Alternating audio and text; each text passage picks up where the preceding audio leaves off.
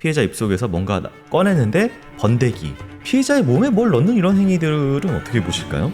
피해자를 내가 내 맘대로 통제하는데 그것을 표현하는 방식이 예를 들면 잘라갖고 입에 넣는다든가.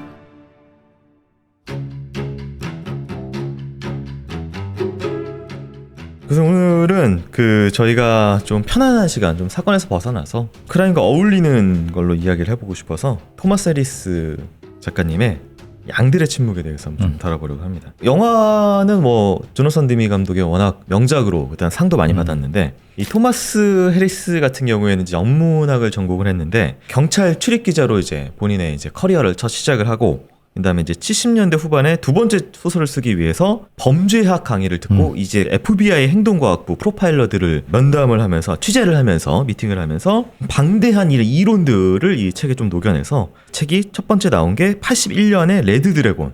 사실 한니발 렉터 그때도 나오죠. 네, 그때 이 윌 그레이엄과 크로포드 국장도 나오고, 한니발 시리즈의 두 번째 편인 양들의 침묵을 88년에 쓰게 되고요. 11년이 지나서 99년에 한니발, 이 세 번째를 쓰게 되고, 2006년에 한니발 라이징, 한니발의 과거를 설명할 필요가 있다 해서 그거를 쓰면서 이 시리즈는 끝이 나게 됩니다. 토마스 해리스의 취재는 깊이가 있어요. 어떻게 보면 양들의 침묵이나 레드 드래곤 같은 이런 형태는 사실 범죄 심리학 교과서에는 나오지 않는, 네. 아니면 나와도 조금 짧게 나오는 것을 좀 풍부하게 오히려 해주는, 흔히 말 우리가 셜록 시리즈를 보면서 그 과학수사를 네. 범죄 추리수사를 공부하게 된 것과 같은 맥락의 소설이라고 볼 수 있습니다. 그러니까 굉장히 깊이가 있고 틀린 내용이 거의 없고, 있어도 조금 뭐 과장돼 있지만 사실은 뭐 그 정도는 용납해 줄 수 있는. 그러니까 이 토마스 해리스가 70년대 후반에 이 범죄학 강의 듣고 FBI를 만났다고 하는데, 70년대 이 행동과학부하고 저희가 흔히 이제 마인드헌터라는 드라마를 통해서 그렇죠. 좀 많이 네. 알려진 요 부분을 좀 알려주세요.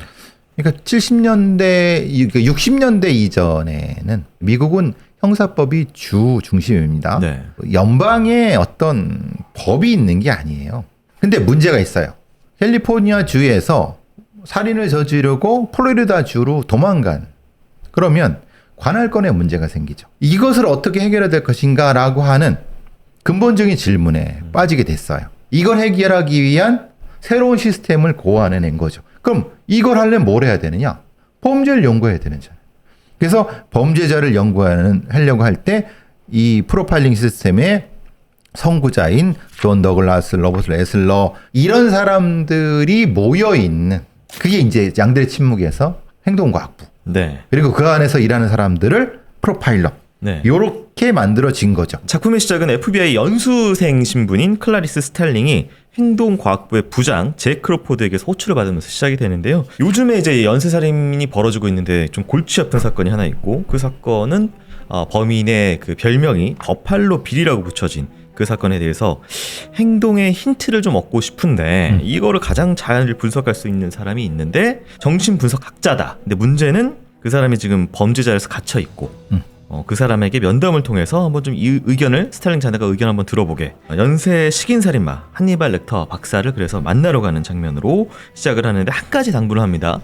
스탈링 자네의 속내를 드러내지 말게 라는 이야기를 하게 되고, 칠턴 박사가 소장으로 있는 볼티모어 주립 정신질환 범죄 수용소를 방문하고 여기서 그 유명한 그 간방문을 놔두고 마주보는 그 장면으로 넘어가게 됩니다. 굉장히 영화사에 의미 있는 그 장면이죠. 네, 근데 둘의 일단은 대화를 보면은 이제 어쨌든 스털링은 계속해서 뭔가 정보를 얻어내려고 하는데, 렉터는 계속 말을 끊고 아니 자네 이야기를 해봐라고 하면서, 근데 대화 자체의 주도권을 좀 계속 가져오려고 하고 결국은 이제 가져오더라고요. 스탈링은 범죄를 보려고 하는 거고, 네, 한니발은 사람을 보려고 하는 거죠. 즉 말하자면 이 범죄를 파악하려면 사람을 봐야 된다는 거고, 당연히 그러니까 심리적인 주도 싸움 같은 건 사실은 상대가 안 되죠. 그런데 크로포드 국장, 부장, 그걸 통해서 실제로는 한니발의 실수를 전 의도했다고 생각을 하거든요. 또 웬만한 어떤 형사들이나 아니면 강력계 해면은 한니발이 상대도 안 해줄 것이고 흥미를 느끼지도 않을 겁니다. 근데 먹이가 될 만한, 그러니까 크로포드도 알았던 거죠. 네. 저렇게 하면 뭔가를 뽑아낼 수 있을 것이다. 근데 그 과정에서 스털링이 심리적으로 지배를 받을 수도 있을 것이다. 다 고민했을 수 있습니다. 네, 그러니까 실제로 책을 보면요, 이 존 크로포드 부장이 이 한니발에 대해서 얘기하면서 분석에 대한 이유를 이야기해줄 수도 있지만 너를 놀리는 쪽을 택했다. 내가 볼 때 그의 유일한 약점은 바로 그거야. 누구보다 똑똑하게 보이고 싶어 한다는 것. 뭔가 자기의 똑똑함을 보여주기 위해서 실제의 어떤 팩트나 이런 것들을 제시를 해야 되는 것이니까. 그렇죠. 거기서 단서를 더 얻으려고 하는 또 고수 잭 크로포드의. 그렇죠. 크로포드가 네. 더 고수죠. 그리고 실제로 이런 연쇄 살인범들을 각성시키고 방심하게 만들 때는 네. 여자 프로파일러들이라든가 이걸 많이 동원을 합니다. 특히 뭐 이제 리지웨이 같은 범죄자도 여자 프로파일러 통해서 일종의 방심하게 한 그 수법은 이미 이 해리스가 알고 있었을 겁니다. 조언을 받았을 겁니다. 어쨌든 처음에 조우할 때는 이제 스털링이 별 수확을 얻지 못해요. 뭐 그냥 데리고 놀고 순식간에 분석하면서 스털링의 과거에 대해서 파악하고 이런 모습만 나오고, 그래서 스털링 그냥 가려고 하는데 간방에 있는 믹스라는 좀 약간 미친 애가 있는데 그때 자기 정액을 스털링 얼굴에 딱 던져요. 묻게 되고, 이 상황을 이제 알고 있는 옆에 있던 렉터가 갑자기 급하게 스털링을 불러오더니 라스펠이라는 사람이 있는데 그 사람의 자동차 안을 살펴보라고 힌트를 줍니다. 이후에 사실 책과 영화와 다른 점은 좀 더 많이 방문을 해요. 스털링이 뭔가 그렇죠. 바뀔 때마다 하나하나씩 나는 그거에 대해서 알려줄 테니까, 나는 너의 과거가 알고 싶어. 너의 어두운 점은 뭐야? 네가 가장 괴로웠던 점은 뭐야? 라고 하면서 그 양들이 침묵했던 그 밤에 대해서 하나하나씩 물어보게 되는 장면. 연쇄살인범은 트라우마가 양식입니다. 상대의 트라우마. 네, 상대의 트라우마가 네. 먹고 사는 일종 먹이입니다. 그런데 네. 그것을 방해하는 믹스. 라고 하는 놈을 나의 먹잇감에 오염을 시키는 놈이기 때문에 이제 더럽게 내 DC를 더럽혀? 이런. 그래서 네. 죽여버리죠. 네. 정확히 말하면 죽게 만들죠. 심리적으로 통제를 해갖고. 그게 바로 하니발 렉터가 가지는 특성을 잘 보여주는 거죠. 그리고 잭 크로포드는 스털링이 이제 한니발한테 정보를 이렇게 조금씩 소스를 얻어오니까 얘 점점 사건에 좀 깊이 투여시켜야 되겠네 하고 데리고 나서 피해자 부검하는 곳에 데리고 갑니다. 그때 이제 유명한 장면, 피해자 입속에서 뭔가 꺼내는데 번데기. 이게 영화 포스터에 나오죠. 네, 해골 각시나방이라는 것의 유충, 네, 이런 게 나오는데 뒤에 중요 메타포로 쓰이고요. 아무튼 이 나방이 미국 내에서 번식하는 종류가 아니고 해외에서 들어온 것이라서 이 나방 누가 데려왔고 이 희귀한 걸 누가 길렀지? 라면서 이제 용의군을 또 좁혀가는 그런 장면들이 나옵니다. 피해자의 몸에 뭘 넣는 이런 행위들은 어떻게 보실까요? 피해자를 내가 내 마음대로 통제하는데 그것을 표현하는 방식이, 예를 들면 성기를 잘라갖고 입에 넣는다든가, 내가 원하는 어떤 새로운 생명을 탄생시키기 위해 너는 그냥 먹잇감밖에 안 되라고 하는 이런 방식으로 이 피해자를 도구화하는 거죠. 네. 근데 이제 이때 이제 영화에도 유명한 장면이 나오죠. 이제 팔에 깁스를 하고 낑낑 되니까 한 여성이 좀 도와드려야 되나 그러고서 같이 옮겨드릴까요? 그럼 그럼 좋죠라고 해서 탕 쳐가지고 납치해 갖고 가는, 이게 바로 버팔로빌의 그 호위동승 이용한 그런 납치 장면이 나왔는데, 저는 이게 흥미롭게 본 게 이제 혹시 옷 사이즈가 어떻게 돼요라고 하면서 치면서 크기로 보는구나 피해자를. 옷으로 보는 거죠. 그 나른 존재들은 도구들이잖아요. 네. 그 도구 중에서도 껍데기로 보는 거죠. 사실은 이런 형태의 사냥은 아시다시피 그 유명한 연쇄살인범 테드 번디가 똑같죠. 어떻게 보면 이걸 연쇄살인범들을 연구하다 보니까 이런 방식으로 영감을 줬죠. 여기서 좀 흥미로운 게 소설에서만 나오는 부분입니다. 버플로빌에 대해서 그 심리검사 얘기하면서 집, 나무, 사람 심리검사를 한 걸 또 찾아봐라고 얘기를 하는데, 제일 먼저 여성을 그릴 거고 남자들은 굉장히 단순하게 그릴 거야. 그리고 여자를 최대한 화려하게 멋지게 꾸미는, 자기가 되고 싶어하는 여자를 그릴 거야. 왜냐면 자기는 여자로 성전환을 하고 싶어 하니까. 그리고 나서 나무나 이런 것도 굉장히 잎이나 과실이 걸린 풍부한 그런 걸 그릴 거고, 대신에 가지를 거세를 의미하는 잘라진 가지로 그릴 거야. 뭐 이렇게 막 이렇게 설명을 하더라고요. 저는 이게 너무 인상적이었는데, 이 검사는 뭐고 이런 이야기들을 어떻게 보셨나요? 이 검사는 HTP 검사라고 합니다. 네. 하우스 트리 퍼슨이라고 하는, 어떻게 보면 일종의 모듈로서 많이 했습니다. 그러니까 범인들한테. 그리고 그걸 이제 데이터베이스에 저장을 많이 해놨거든요. 그래서 프로파일러들이 이렇게 하냐? 실제로 합니다. 하는데 보통 사람한테는 어떤 특이성은 나타나지 않아요. 그런데 어떤 왜곡되고 각성된 형태의 범죄자들한테 특이적으로 나타나는 게 있습니다. 그러면서 이제 한니발과 이제 라스페일 이름은 미리 나와요. 제임 거미라는 버팔로 빌에 분명히 나오는데 라스페일에 따르면은 제임 거미라고 부르는 그런 남자를 만납니다. 근데 그 남자가 클라우스라는 남자를 만나면서 이 라스페일은 이 제임 검을 버려요. 왜냐면 제임 검은 진짜 게이도 아니고 이것도 저것도 아닌 애매한 녀석이었다고 기억을 하고요. 자기가 되고 싶은 쪽으로 되지를 못하니까 내면의 분노가 많았던 애였어. 12살 때 이미 조부모를 그래서 죽인 거잖아? 제임은 우체국에서 도둑질을 했는데 죽은 나비를 보내온 상자를 뒤지다가 그 안에서 채 죽지 않은 나비가 한 마리 날아오는 것을 봤는데 얘는 이미 마약을 자주 하는 애기 때문에 그게 어떻게 보였겠어? 라고 얘기를 하면서 이후 제임은 라스페일이 클라우스와 함께 지내던 별장으로 불쑥 갑자기 찾아옵니다. 근데 찾아왔는데 내 클라우스 어딨어? 라고 라스페일이 물으니까 이상한 가죽 치마 같은 걸 입고 있어요. 뭐지? 라고 하고 냉장고 문을 열었는데 앞에서 스타리스 클라링이 봤던 유리병이 담겨있는 머리가 거기 있고 이미 클라우스를 죽여서 그 가죽으로 앞치마를 입고 나 어때? 멋져라고 했던 그 기억을 한니발한테 상담을 하고 있는 그런 장면이 좀 나옵니다. 그래서 이제 버팔로 빌의 캐릭터들과 이제 좀 이런 과거 장면들에 대해서 좀 묘사가 되는데 이 버팔로 빌 캐릭터는 또 어떻게 보셨나요? 전형적인 연쇄살인범의 서사를 가지고 있는 거죠. 뭐냐면 자신의 존재감을 부정당하고 이게 이제 성적 정체성이라든가 네. 뭐 인간적 정체성이라고 보기도 그렇고 그리고 모친으로부터 버려진 그래서 그것 때문에 방황을 하는 과정에서 살인이라는 경험을 하게 되고 살인에서 정체성을 찾아가고 네. 그것을 보는 한니발이라고 하는 것은 네.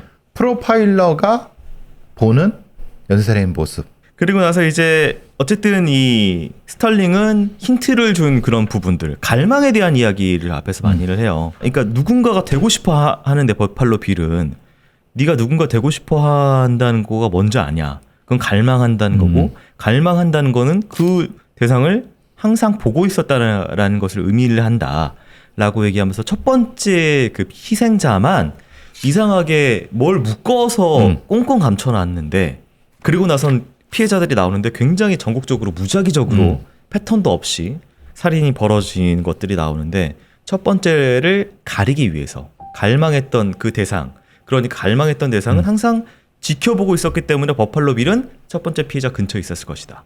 그쵸? 걔의 위치는 뭐 이런 이야기들을 더듬으면서 첫 번째 피해자의 집에 가고 그러면서 이제 결국은 그 버팔로 빌의 집에 찾아가서 마지막에 그 어떤 결말부까지 이어가는 그렇게 내용이 좀 펼쳐지게 됩니다. 그러니까 그게 나눠지죠. 도구적 피해자와 다른 의미의 피해자를 구분하게 되면은 결국 그가 가지고 있는 트라우마를 이해할 수 있게 되는 거죠. 그 이해를 하게 되면 사건은 해결될 수 있는 그거를 이제 전체적인 과정을 알려주는 것 같아요. 내용은 뭐 유명한 작품이고 결말까지 다 아시기 때문에 뭐 이 정도로 얘기를 하고요.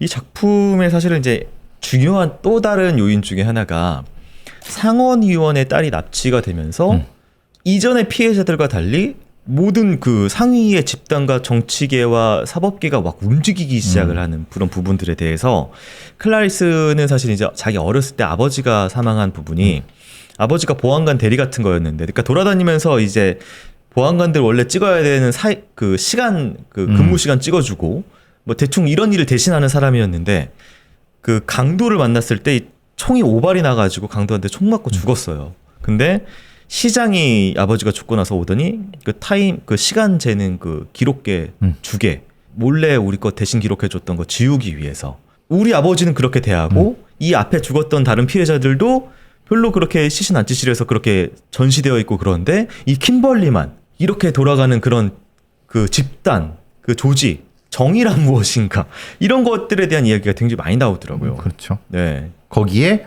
스탈링도 결국은 아버지가 죽음으로써 본인의 삶이 좀 힘들어졌던 네. 그런 것을 이 한니발은 꿰뚫어 보고 그걸 또 계속 자극하는 거죠. 양들의 침묵 관련된 이야기 조금 짧게 얘기하자면 스탈링이 이제 아버지가 그렇게 죽고 나서 어머니는 돈을 벌어야 됐기 때문에 애를 돌볼 시간이 없고 이 어린 10대의 스탈링은 먼 친척에 있는 어느 목장으로 혼자 가게 됩니다. 근데 거기서 돌봄을 못 받으면서 살고 있는데 이제 알고 보니까 거기가 목장이 아니라 도축을 하는 곳이라는 것을 알게 되고 그렇죠. 양들도 도축을 하고 말도 도축을 하고 그러니까 자기가 마음을 줬던 말이 있는데 얘는 앞을 잘 못 보는 말이고 근데 그러는 상황에서 어느 날 밤에 잠에서 깼는데 양들이 울음소리가 들리는데 잘 들어보니까 그 울음이 비명이었고 그렇죠. 조금 있으니까 그 비명이 멈췄다.